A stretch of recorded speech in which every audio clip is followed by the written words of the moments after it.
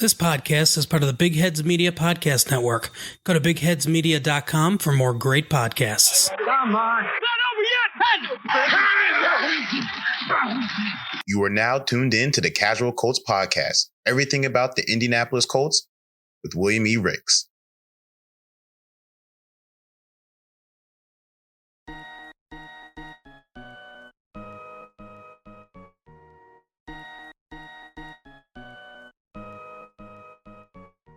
Another week, another episode of the Casual Colts Podcast.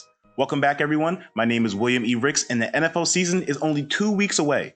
The preseason is over, and teams can start preparing for games that really matter now.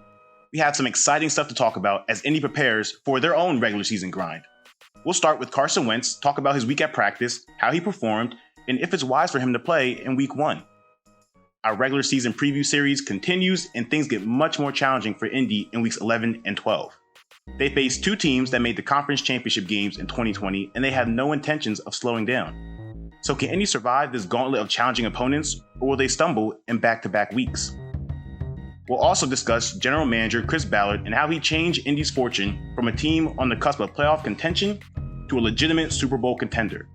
He's received some well-deserved praise from his peers this past week, and it's well overdue.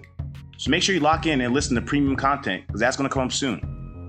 And lastly, we'll talk about the Colts' third and final preseason game against the Detroit Lions. We're going to talk about the good, the bad, and the ugly. How do I feel about the team's ability entering what is a pretty huge season for Indy?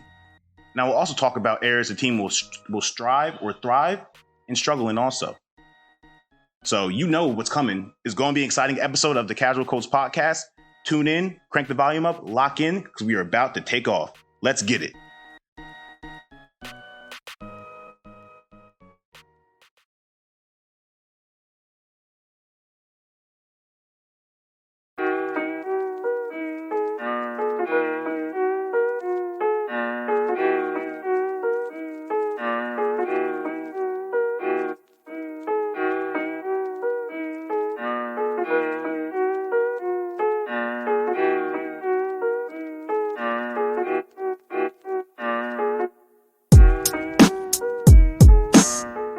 This whole offseason and training camp has been dominated by the Colts quarterback situation, with Carson Wentz being injured, Jacob Eason or Sam Ehlinger potentially starting week 1. So it's been a lot of drama in the quarterback room. But it looks like things got a little bit more promising after just 1 week. Carson Wentz returned to the practice field, participating in drills, 7-on-7s, and more. His return was huge, given that he had surgery on his foot less than a month ago. It's even better that he was able to practice with little to no discomfort in his foot. He was planning and cutting off it in specific drills and didn't look like he was favoring it at all. Colts teammates were also happy to see him, and they reaped the benefits of number 2's return. He was dishing out some impressive passes across the receiving core throughout his practice week, helping Indy's offense gain some much-needed rhythm. When Wentz initially had surgery, his timetable to return was roughly 5 to 12 weeks. Instead, he seems ahead of schedule and is looking to play in week 1. He even told reporters this past week he was willing to go out less than 100% as long as there was no risk of further injury. As much as fans and players appreciate those words, that's not the mindset Wentz should have. Playing less than 100% isn't the best plan of action for a player with an injury history like Wentz's. Him making such a statement seems optimistic at the surface, but foolish if you dive deeper into things. With the foot injury, a body part that is essential for success at football and the quarterback position specifically, Wentz should give it proper time to heal. Anything less than 100% could risk further injury. Simple as that. And I've been outspoken about Wentz's foot injury, continually saying that he should take the proper time to heal. Seeing him practice is a positive sign, don't get me wrong, but I don't think it deserves the week 1 chatter that it's bringing. Let our franchise QB get completely healthy before throwing him out into the field.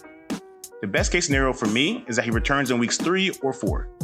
It doesn't rush his rehab, and still early enough for the Colts to salvage the season if Eason and Ehlinger struggle out the gate. People are excited to see Wentz play in Indy, and I get that. I'm excited too. But don't let that excitement turn into rushing him back from an injury and potentially exposing himself to re-aggravating it. The season is a marathon, not a sprint, and we need Wentz in December and January, not necessarily in September. So I think everyone knows where I stand now. Don't put Carson Wentz in week 1 no matter how he feels or what he says. Instead, give him the time and resources to fully come back so you get the best version of him. What do you guys think? Should Wentz start in week 1? Am I overreacting to his foot injury and his prior history of ailments? Let me know by tweeting at us and me at Casual Colts Podcast or emailing at casualcoltspodcast@gmail.com. Wentz is looking good, but that doesn't mean he's ready for in-game action just yet. So what we got next on the Casual Colts Podcast is the continuation of our regular season preview series. Things get tough for the Colts, not gonna lie, and they could suffer back-to-back losses. Guess you gotta just tune in to find out. We'll be right back on the Casual Colts Podcast.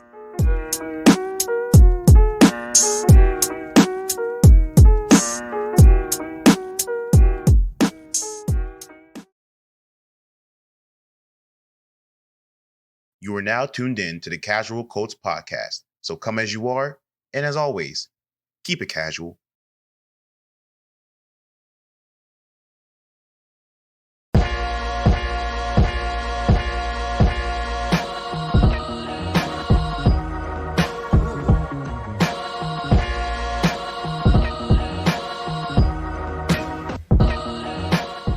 For 10 weeks in our regular season preview series, the Colts have a strong 8-2 record. The competition has been mostly mediocre, but that changes in week 11. The team travels to Buffalo to play the Bills. Indy lost to them in the wildcard game last postseason in what was a tough defeat. The team hopes to exact revenge, but it won't be easy. Bills QB Josh Allen is one of the more versatile signal callers in the game, and he has a group of talented receivers and a solid defense to back him up. Buffalo's defense causes many problems for Jacob Eason, who is still the starter as Wentz recovers from his foot injury. Tre'Davious White shows why he's a top-tier corner, baiting the second-year QB into 2 interceptions. However, Eason's picks were the least of his worries, as the Colts O-line had an uncharacteristically bad game. They allowed 5 sacks, making Eason's day much harder. The run game provides some relief, but it couldn't be optimized fully because the Colts fell behind early. Allen shreds Indy for 300 yards and 4 touchdowns. And the Colts' pass defense unravels because of Stephon Diggs' shiftiness and Cole Beasley's versatility, whether it be outside or in the slot. This wide receiver duo combines for 3 touchdowns, roasting Indy's corners like a Thanksgiving turkey. The D-line gets pressure for Indy, but Allen's improvisational skills make him a tough sack for the Colts to get. The offensive struggles trickle over to the defense in this game, and the Bills take full advantage. They feast on the Colts secondary and wreak havoc on the line of scrimmage defensively. As a result, the Colts get an old-fashioned butt whooping, losing the game 31-10. That's a crash back down to reality after flying high for 10 weeks. After the beatdown in Buffalo, the Colts have a chance to rebound against another elite NFL team. Can they bounce back, or will they suffer 2 straight losses for the first time in our regular season preview series? Gotta come back to find out, so make sure you keep it locked on the Casual Colts Podcast.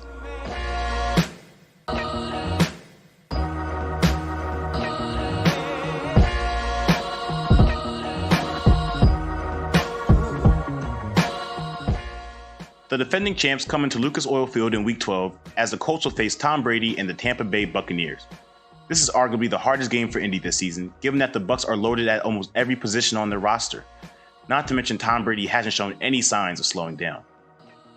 Despite getting blasted by the Bills last week, Indy puts up a much better fight against the Bucs. The defense stifles their run game and forces Brady into 2 interceptions. However, those interceptions don't negate what Brady did as a whole.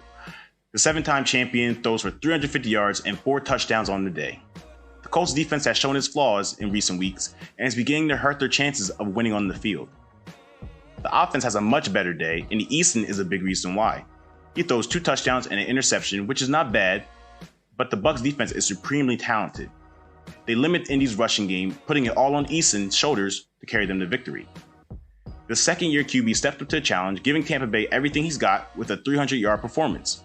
However, his inexperience will be his downfall in this game. The aforementioned pick was returned for a touchdown in the 4th, dashing any hopes the Colts had of winning. Even though they played much better after their awful outing in Buffalo, it still wasn't enough against Tom Brady and company. The defending champs leave Indy with the win, beating the Colts 34-23. The tough 2-game stretch gives Indy back-to-back losses for the first time in our regular season preview series. It's a tough pill to swallow, but they are still in a great position to make the postseason and beyond. At 8-4, they are pretty much still in control of their destiny, but they can't afford any more missteps. Is 8-4 a solid prediction for Indy after 12 weeks? Let me know what y'all think. Positive or negative, because who knows? Y'all might think I'm hyping the Colts up way too much. But coming up next on this show, we'll talk about General Manager Chris Ballard and his success with the Indianapolis Colts.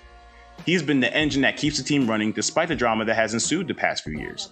We dive into how he's changed Indy's culture and how his peers respect him as one of the NFL's best GMs next.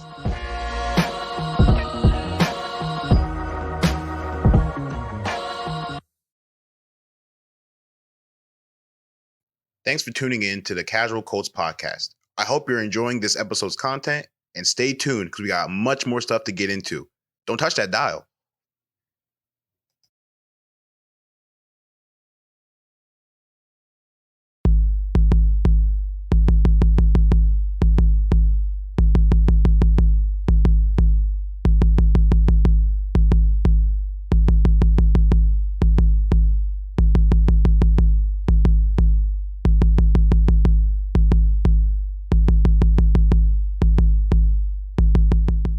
All right, welcome back, everyone, to the Casual Colts Podcast. Hope you guys have been enjoying the show so far, and we still got great content for you. So make sure you keep it tuned in and turn that volume up. Indy's GM, Chris Ballard, was hired in 2017, replacing Ryan Grigson. And for the record, I still don't like Grigson. He wasted Andrew Luck's career, but that's another topic for another day. In 3 seasons with the team, Ballard, he has changed their identity, got them superstar talent across the board, and catapulted them into legit Super Bowl contenders, which hasn't been said about Indy since the Manning Luck glory days. His honesty, attention to detail, and ability to foster great relationships with his staff have quietly made him an exceptional leader in the Colts front office. But the key word there was quietly. Ballard's name doesn't often come up when talking about elite front office personnel in the NFL. It's a shame that he isn't mentioned more, but the Colts value his leadership and excellence with the team. To prove it, they signed him to a massive extension before training camp, keeping him with the squad through the 2026 season. Head coach Frank Wright also received an extension through 2026, holding this head coach GM duo together for the foreseeable future. Since Ballard's arrival, they have led the Colts to a 28-20 record in 2 playoff appearances. It looks like others are starting to recognize Ballard's greatness with the Colts as well. In an article by The Athletic, 33 agents ranked him as the best GM overall as he received 10 votes. To put his exceptional abilities in perspective, the second closest GM only got 4 votes. The article explains how agents appreciate his honesty, ability to negotiate contracts and the salary cap, and relationships with players and staff, which I mentioned earlier. In addition, he's been able to grab and retain superstars like Quentin Nelson, Darius Leonard. We just drafted Jonathan Taylor in last year's draft. Not last year's, 2 years ago draft. And DeForest Buckner, who we got in a trade and signed to a long-term extension. He's done all that while keeping the team under the salary cap. Not all GMs can do that, which further solidifies Ballard's effectiveness and efficiency in the front office. Things haven't been smooth sailing for Ballard either. One could say he's had a revolving door at quarterback since he came to Indy, with Andrew Luck's surprise retirement, Jacoby Brissett playing on an interim basis, Phillip Rivers taking snaps for a year, and now Carson Wentz, potentially Jacob Eason or Sam Ehlinger too, potentially playing it for the team. Despite the inconsistency at QB, he's been able to build a competitive team around that position. If Ballard can have an above-average quarterback for a consistent period of time, hopefully that's Wentz, he'll be able to reap the benefits of his work over the past 3 years. He's changed the Colts from a finesse squad into a gritty and physical team, which is quite the adjustment if you remember how the Colts played back in the 2010s. The 2021 season could be the culmination of Ballard's efforts coming to fruition. He's got all the talent lined up. Now it's just can the pieces come together and stay together for a couple of seasons. Next on the Casual Colts Podcast, we review the Colts' final preseason game against the Detroit Lions. How did they look, and how confident should we be in the team heading into a tough opening week? Keep it locked. The Casual Colts Podcast will be right back.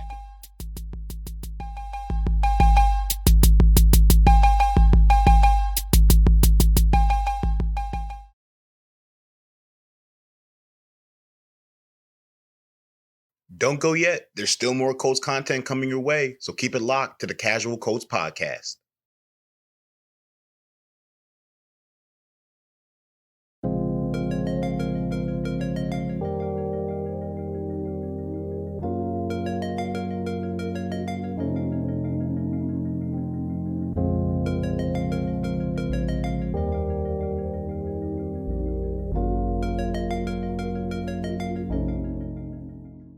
Colts finished up their preseason undefeated, the first time that has happened in almost 30 years.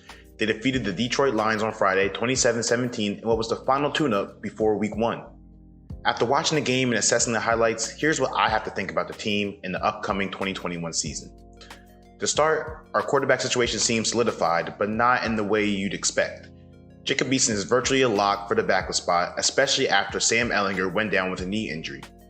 Head coach Frank Reich said the injury didn't look good from his vantage point, which isn't a positive sign.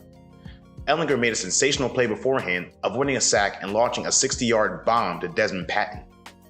It was going to be a challenge for the rookie to beat out Eason, but his injury further lessens Indy's depth chart in the QB room.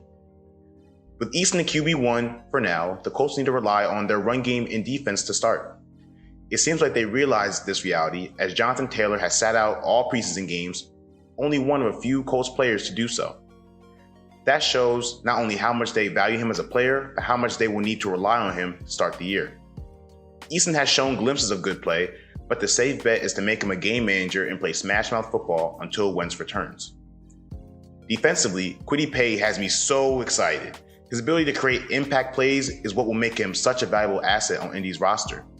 The number 21 pick recorded a sack against Detroit with another quick move off the edge.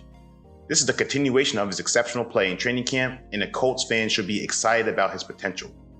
As a whole, the defense looks ready to shut down opponents. They haven't let any of their opponents score more than 17 points this preseason, a really positive indication about the depth and potential of the defense. If they can keep up this kind of effort, it will make Eason's life much easier if he has to play in Week 1 and potentially beyond. The left tackle spot, though, is the obvious sore thing for me for Indy entering the season, and didn't get any better after Friday's game. Sam Tevi went down with an injury and had to be carted off the field, which I send my heart out to him. I hope he recovers from whatever injury he has. Pray that he has a speedy recovery. But before the injury, he was getting beat by opposing pass rushers, something that has been a common theme for him this training camp. His injury and poor outings definitely won't get him the starting spot, and it could lead to him being cut, unfortunately. Eric Fisher is on the reserve COVID-19 list, which further complicates his rehab and recovery from his Achilles tear. Coming into the opening week, it looks like Julian Davenport will be protecting the blind side of whoever is under center for Indy. He's taken a hold of the starting spot, which is commendable after having to catch up during camp because he spent time on the reserve COVID-19 list. And speaking of COVID, that is another thing that could impact Indy's season. The Colts have one of the lowest vaccination rates in the NFL, definitely under the 85% team vaccination rate the NFL recommended. That could result in higher chances of exposure to any COVID variant and also more time out if someone on the team gets infected. I talked about the NFL's protocols and policies for vaccinated and unvaccinated players in episode 3, so go check that out if you want more details. Indianapolis can't afford to lose a player to a positive test or potential exposure, so they should work to improve their vaccination rates before Week 1. It's each individual's choice at the end of the day, but it could end up costing the Colts a game or two if they're under the recommended vaccination rate and an untimely outbreak occurs. So those are the kind of things I kind of see from not only the third preseason game, but the whole preseason and looking forward to Week 1. I'm really excited for the Colts this season. No matter what happens at the quarterback position, I think we have a solid defense that can really carry the team. I think we have a solid run game that'll be able to smash opponents. We have a three-headed monster, Nyheim Hines, Marlon Mack, Jonathan Taylor. And if Wentz doesn't play Week 1, which I honestly hope he doesn't, we can rely on those three, and Eason could just be a game manager until Wentz is 100%. So I'm really excited for this season. I hope you guys are just excited as I am. And let me know what you think the Colts are going to do this season. As always, hit me up on social media, Casual Colts Pod. Email, casualcoltspodcast@gmail.com, and let me know what you think. The Colts season is getting closer and closer, and I'm so excited for what we can do coming into 2021.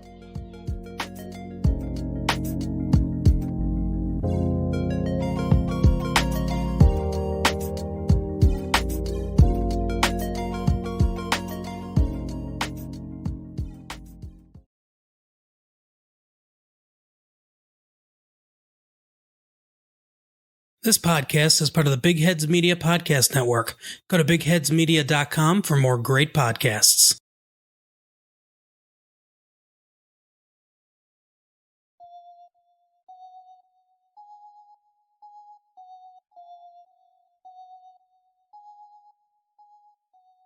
All right, that's another episode of the Casual Colts Podcast in the books. Thank you for everyone who tuned in and kicked it with us this time. And make sure to subscribe to the podcast. We are available on every streaming platform. You can catch past and future episodes on Spotify, Apple Podcasts, Google Podcasts, Transistor, Amazon Music. Wherever you listen to your podcast, we are there. So go check us out. Also follow us on social media. We have a Twitter at Casual Colts Pod, a YouTube page, search Casual Colts Podcast, and we also just made an Instagram account, which is at Casual Colts Pod. So make sure to follow us on all those platforms and turn on those post notifications too, so you don't miss any cool Casual Colts content. Lastly, email us any questions, comments, smack talk, or reviews at casualcoltspodcast@gmail.com. We are always open to listening to you guys. So continue to strive for greatness, guys. Have a great week. And as always, keep it casual. See you guys later.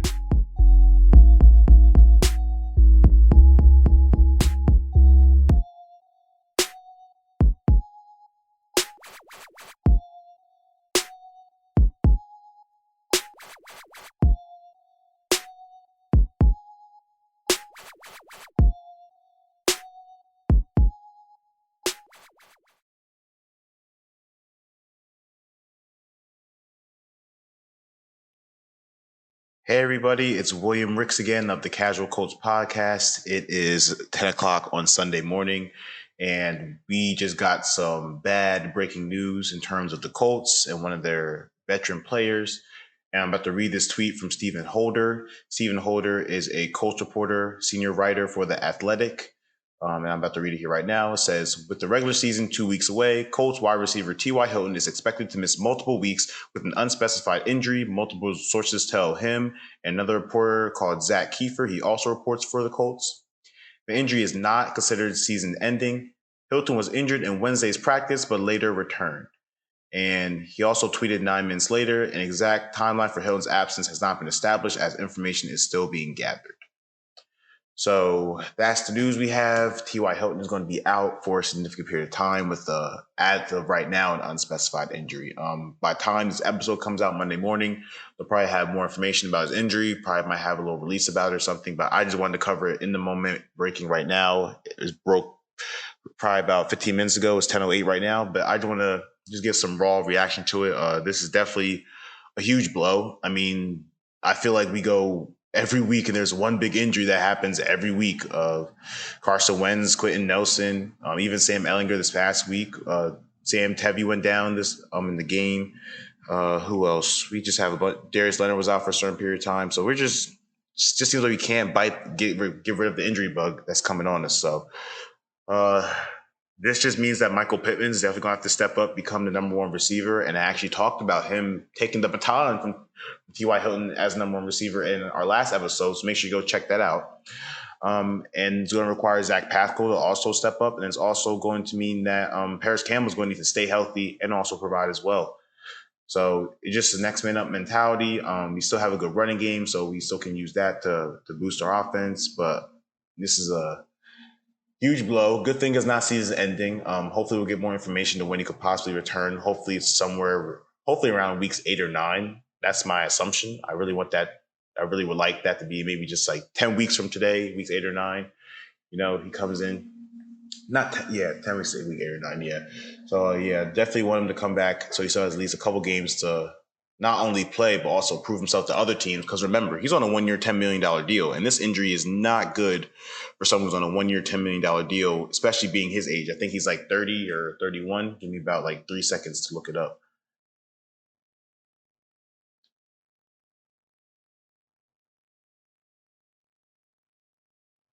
T.Y. Hilton's 31. So, for a 31-year-old going into a contract year where he has to prove himself that he can still be a top-tier receiver, this comes at the worst possible time. But I'm definitely praying for his recovery. The Colts just going to have to next man up and just power forward. So she's going to end it right there. Just want to give you this breaking news. T.Y. Hilton's out for an unspecified time at this point. By the time the episode drops Monday, there should be at least more information out, but I want to cover it in the moment. Breaking. This is William E. Ricks, Casual Colts Podcast. Thank you guys again. Have a great week and go do something. Go do something you were scared to do last week. Go try something new. But yeah, just want to give you these news real quick. This is the injury bug continues to bite us. Have a good week, everybody.